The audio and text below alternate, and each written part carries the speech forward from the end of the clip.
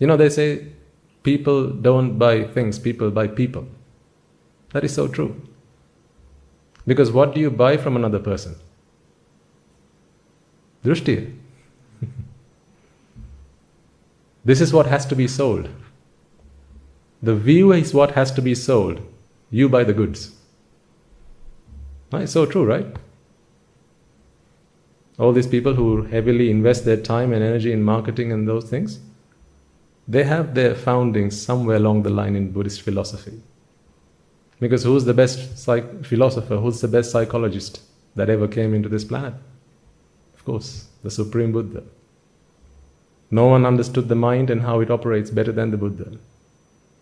Ultimately, everything we do in this world is about vexation and relief from vexation. Anything worldly falls into these two categories. Either you're vexing or you're relieving yourself from vexation. One of these two things. So this is how the mind works. So it doesn't take a lot then to influence you. And by influencing, what we're doing is, what people do is, they show you value in worldly objects, things, events, occasions, people.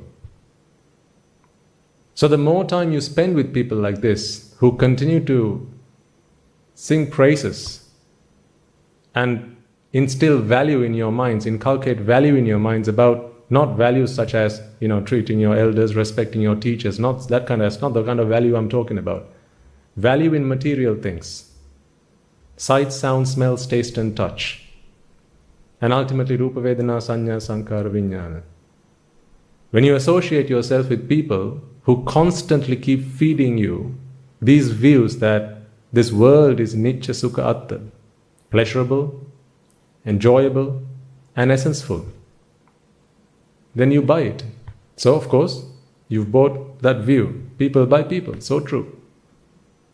Because once you've bought that view, then there's nothing else that needs to be done to sell the object. Right? You go to a car salesman approaches you, or these people who, traveling salespeople, come knock on your door. Why do they dress themselves smartly? What's that got to do anything with the product? That's got nothing to do with the product they're about to sell you. Is it? No. Why does it matter whether their hair is disheveled or properly brushed and combed and, nice trim cut? Why does that matter? Why does it matter that they look presentable? Why does it matter that they come and get out of a nice fancy car and they didn't cycle themselves up to your door? Why does all that matter? Because that's all part of the marketing.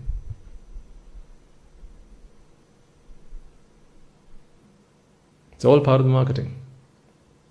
Because first you have to buy the person. And by the person, we don't mean the eyes, the ears, the nose, tongue and the body or the rest of the person. It's the drushti we're talking about. That's the view you have to be sold on. Once the view has been sold to you, then there's nothing more they need to do to actually sell you the actual thing they've come to sell you. You'll buy the product. You'll buy the service because you've bought the person, or in other words, the view that they have sold you. This is why a good salesman is someone who can talk to you. Actually, who's the best salesman? The Supreme Buddha. There's never been a better salesman. The Supreme Buddha was the best salesman.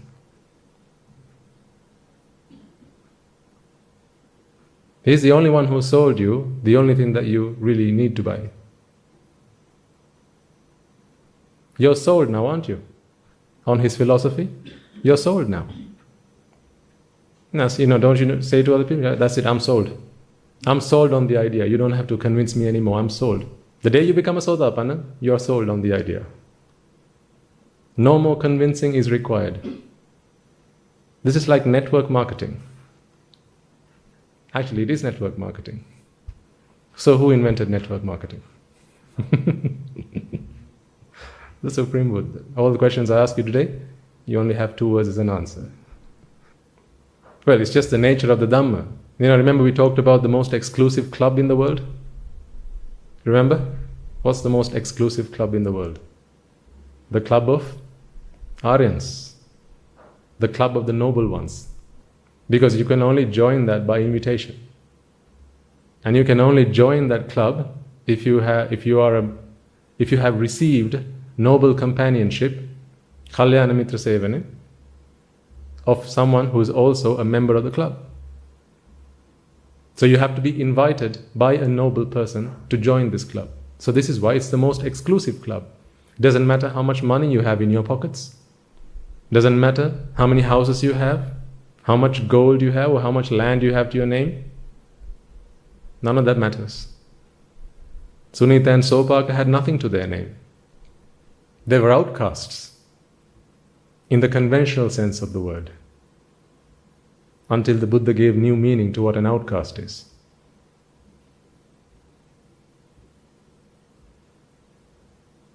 So network marketing. So therefore, the one who's at the pinnacle of the network marketing strategy is the Supreme Buddha, because he sold you on his philosophy. If you have become a Sotapanna by now. If not, then we have to keep selling it to you until you are convinced, until you buy it. But the good thing is, with this marketing, we only need to talk about the truth. That's why it's easy to sell this. It's not hard. When you have to sell something you don't believe in, that's really tough. Has any of you ever been in sales? Part of my early working life was in sales. I used to have a manager who I used to have a daily chat with. So I used to sell bank accounts and credit cards and loans and insurance and things like that, working in banking. I used to have a conversation with my manager at the end of the day. She was not very happy with me a lot of the time, because I just couldn't. I was never a good salesman. I never was a good salesman. So I couldn't actually hold on to that job for very long. I moved on to other things, because I just didn't enjoy it. I enjoyed talking to people. I enjoyed finding out about them. I enjoyed chatting to them and talking about what's working in their life, what's not working in their life, what problems they had in their life. But then to somehow bring that conversation around to them signing up to a credit card, that just wasn't comfortable. Especially when I knew more debt is only going to kill this person. Especially when I knew taking out this new fancy loan that sounds so juicy on the outside, but is a time bomb on the inside. I just couldn't bring myself up to doing it. So I was never a good salesman. Until, the reason I wasn't a good salesman was because I didn't believe in the product I was selling. Now I think I'm okay. Now I enjoy sales. I enjoy being a salesman. Have you ever heard a monk say that? I enjoy being a salesman because I believe in the product I'm selling you, ladies and gentlemen. I have complete faith in this product. Because I'm not selling you a shampoo that helps your hair grow, because I couldn't believe in that product, could I? You can see I don't use it myself. Or if I did, it ain't working.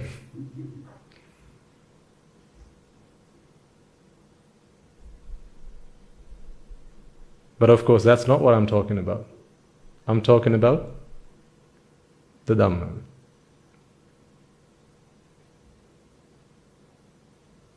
I enjoy being part of this network marketing scheme. It's fun. I enjoy it. Not that I want to be here forever selling you the product. I want you to buy it so that you don't need to be sold again.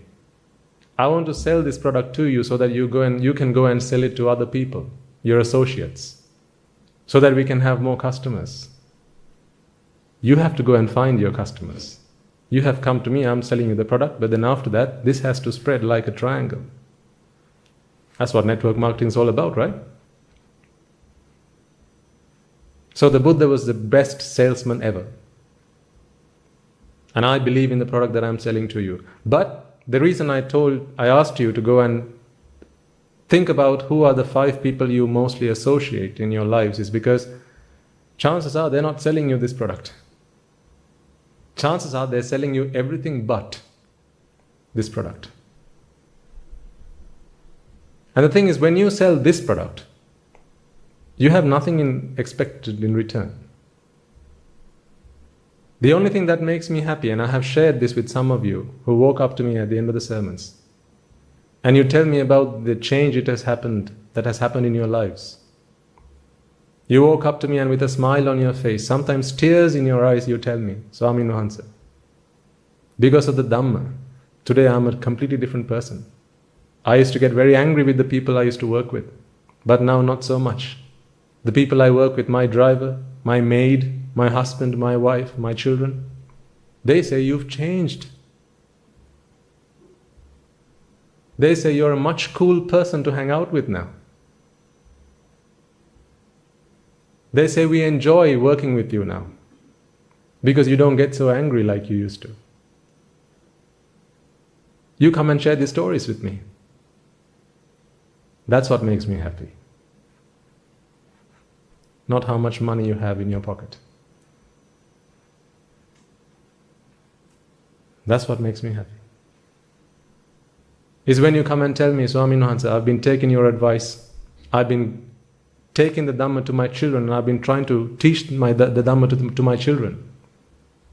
They're still taking baby steps, but yet I haven't given up. As per your advice, I'm helping them out because I realize there's no one else that's going to help them. And they're finding it more easy to come to terms with the things that's going on in their lives. All the turmoil, all the turbulence that's happening on the outside, but they're finding ways to remain unflustered. You come and share these stories with me. That's what makes me happy.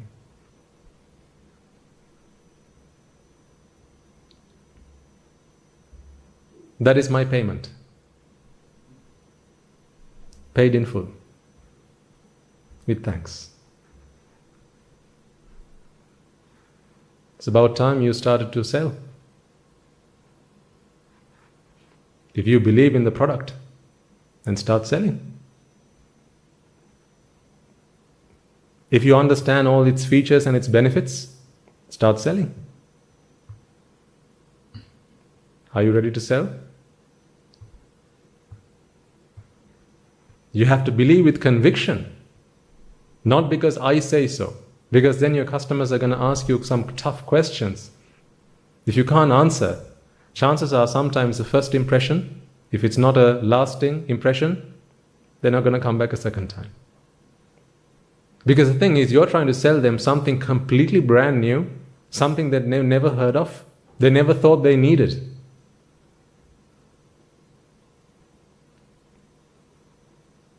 So tell me then, did you all do your homework?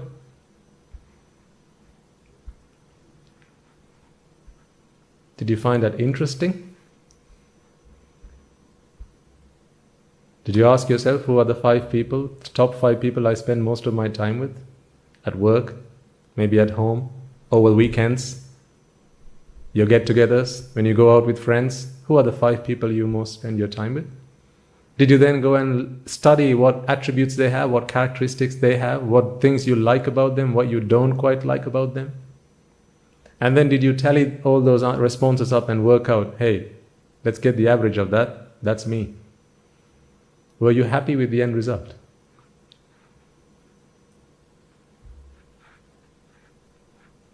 Because that is you. Like attracts like. Similar things always flock together.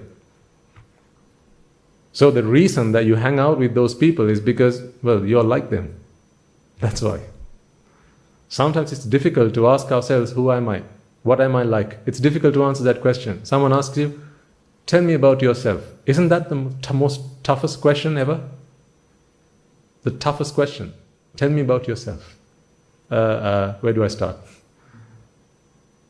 Okay, my name is such and such. This is where I come from. No. I'm not talking about that. I'm talking about you. Tell me about yourself. That's a really tough nut to crack.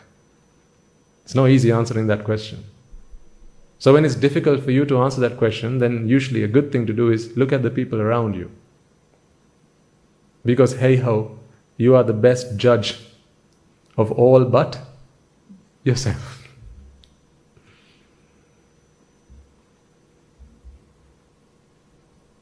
Don't you think you're qualified to be in the Supreme Courts? Chief Judge? Don't you think so, sir? Madam?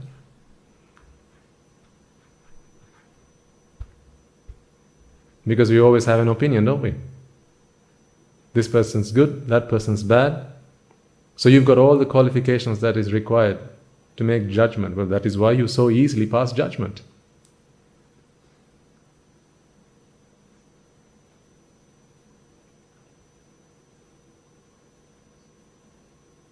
Because you always have a yardstick. You always have a reference point. And that reference point is what? Again, yourself. This person's good compared to myself. This one's bad compared to my beliefs, my views, my opinions, and what I think is right and wrong. So anyway, coming back to why I asked you that to do that bit of homework is to help you to figure out, are you hanging out with the right people?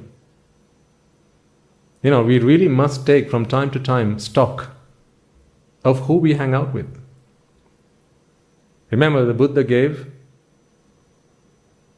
a lot of weight to the kind of people you associate. Satpurusha Sevana, he said, Ananda, this entire Shasana rests on Satpurusha Sevana, associating noble, moral people.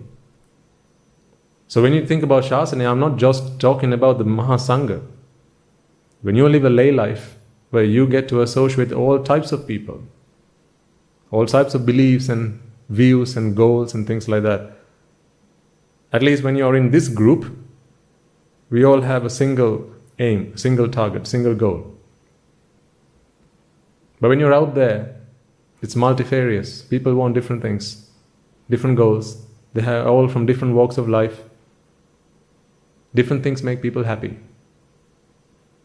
Whatever makes someone happy is what they expect from you. And when everyone makes, if it's something else that makes everybody happy, they're going to expect different things from you. And the more they expect different things from you, to keep them happy, you're going to constantly keep changing yourself. You're going to constantly keep evolving yourself to make your friends happy, to make the people you associate happy. Just think about it. Ever since you got married, did you not change? When the first thing the person that got married to you said before you got married is, I love you and you're perfect just the way you are. Complete bull. What a load of you fill in the rest. I love you, darling, just the way you are. What nonsense.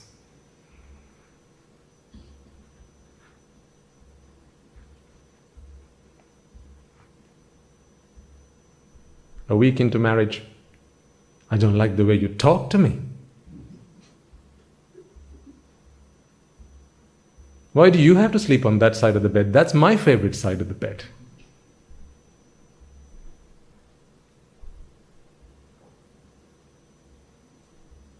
Just ask yourself, how many things have changed in your lives ever since that magical moment happened in your lives? That moment you waited all your life for? You know, all your younger years, teenage years spent by, didn't it? Waiting for that magical moment to arrive in your life? The day you could tie the knot? That's what we were all fantasizing about. Just couldn't wait for that day. And then the day arrived. And then you changed. That day forward. Everything was different from then. You changed. Why did you have to change? Because you had to keep them happy. Keep them happy so that they can keep you happy. It's a give and take relationship. Well, relationships are all about give and take. You scratch my back, I scratch yours. The day you don't scratch my back, that's the day I kick your ass.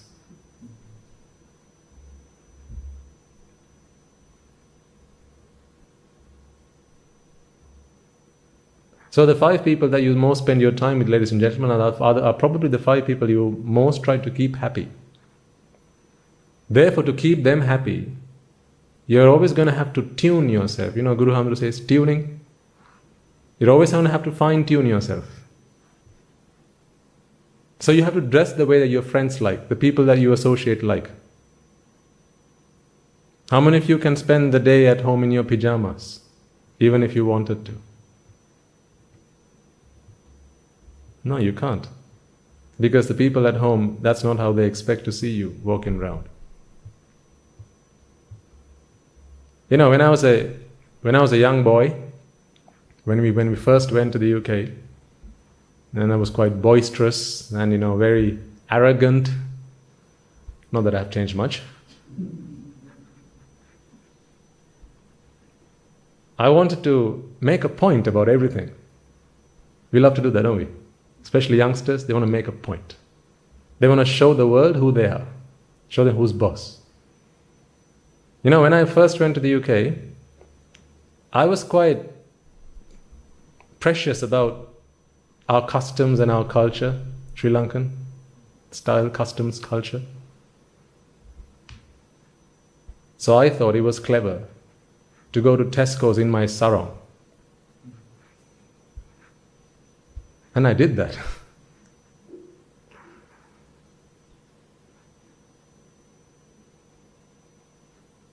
I didn't care what people thought about me. I didn't care that was not the done thing. I just wanted to show that. Look, I'm arrogant and I'm proud to be. I'll do what I like.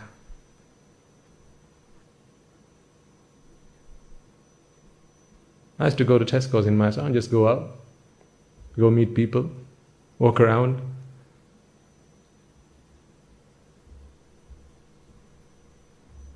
Until someone someday said, no, that's not right.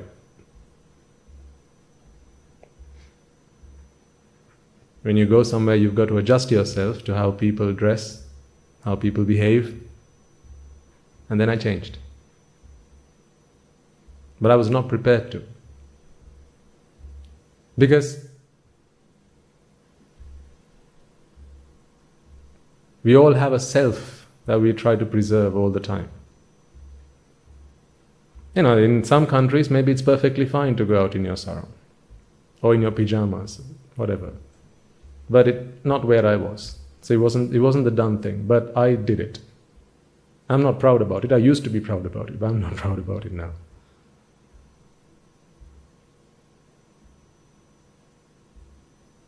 But it was the people that I associated who constantly kept feeding into my mind, no, if you think something's right, just do it. Doesn't care what other people think, just do it. Just do what you think is right. But there are consequences.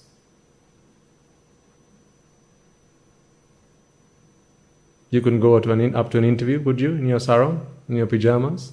That wouldn't be right, because there'd be consequences.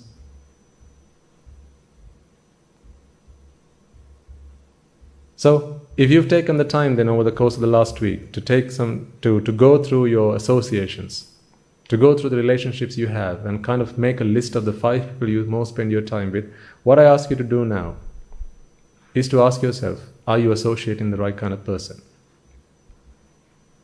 Are you happy about the people you associate with?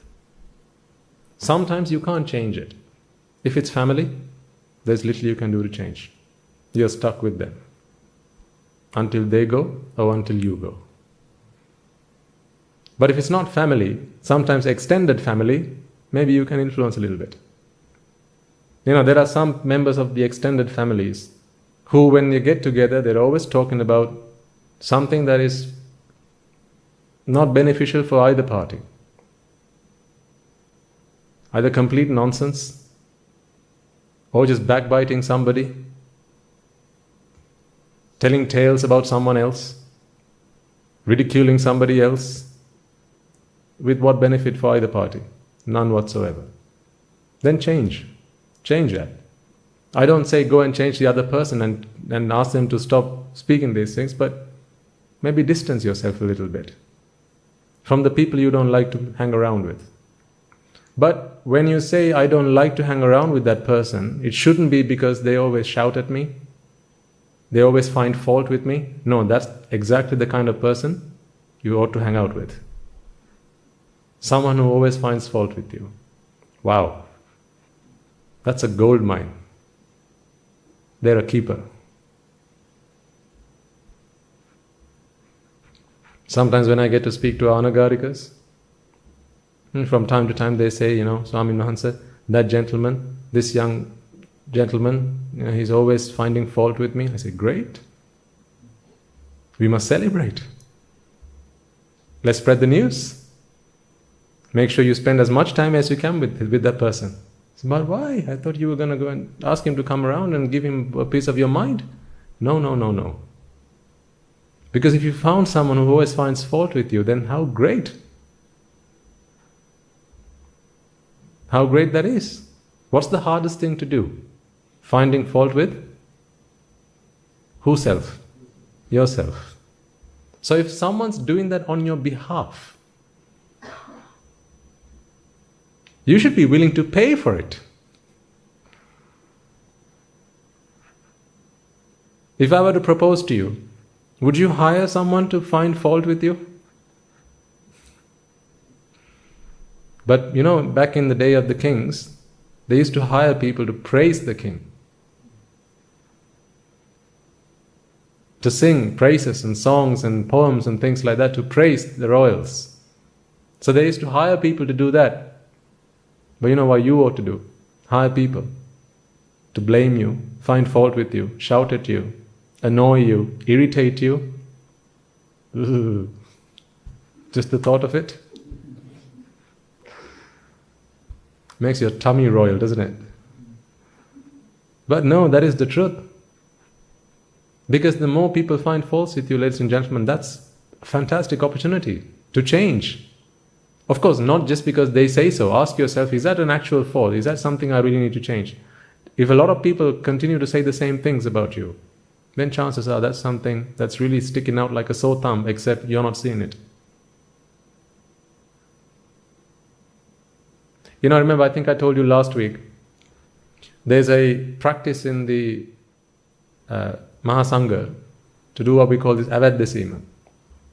So we confess to the other monks, another high ordained monk, and we cleanse ourselves before we sit down for meditation and things like that at the end of the day. So we do this. What usually happens is it's a set of lines. It's like a stanza that is recited between these two monks, and then at the end of that's it. Everyone's done their confessions. Now off you go. But lately at our monastery we've changed that slightly. So we still use the stanza, but what we do is we've buddied up every high ordained monk with another high ordained monk, and we do a one-to-one session every couple of weeks where we actually confess. Actually we confess what wrong we've done, what raga, dvesha, moha that's come into our minds. We go and talk to them. We share with them. We open ourselves up. It's such a relief when you do that. Otherwise you have to carry the burden. Just think about it. Sometimes when you sit down for meditation, right? Or you're trying to do something, and something that you're not proud about, something you regret, always keeps coming back. And it keeps biting you always nagging at you. Why did you do that? You shouldn't have done that. It's okay, nobody knows. No, but you know. You can't hide it from your conscience. And it becomes a burden.